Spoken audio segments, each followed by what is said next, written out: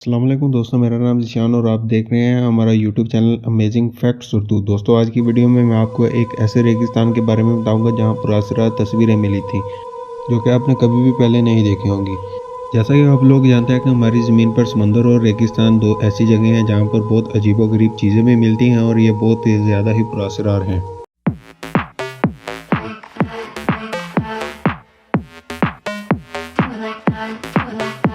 पीरू नाम के मुल्क में एक ऐसा सहरा यानी कि एक ऐसा रेगिस्तान मौजूद है और देखने में ये आम सा सहरा लगता है, लेकिन 1930 में यहाँ से गुजरने वाले जहाज़ के पायलट ने एक चीज़ नोट की कि इस रेगिस्तान की ज़मीन पर बहुत बड़ी बड़ी तस्वीरें और शक्लें बनी हुई थी, और जब बाकायदा इसकी तस्वीरें खींचकर जारी की गई तो पूरी दुनिया में एक खौफ सा फैल गया और सबके जहनों में यह सवाल पैदा होने लगे कि इस वीरान रेगिस्तान में ये तस्वीरें किसने बना दी और क्यों बनाई और कैसे बनाई।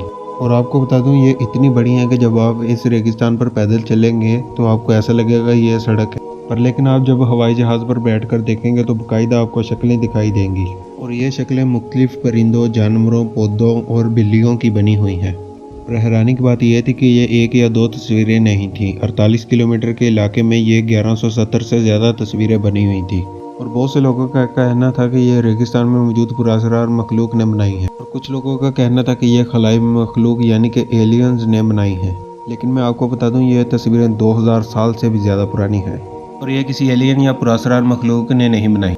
ये नाजुको सिविलाइजेशन ने बनाई थी, यानी कि ये इंसानों की ही बनाई हुई है और ये एक अकीदे का नतीजा है।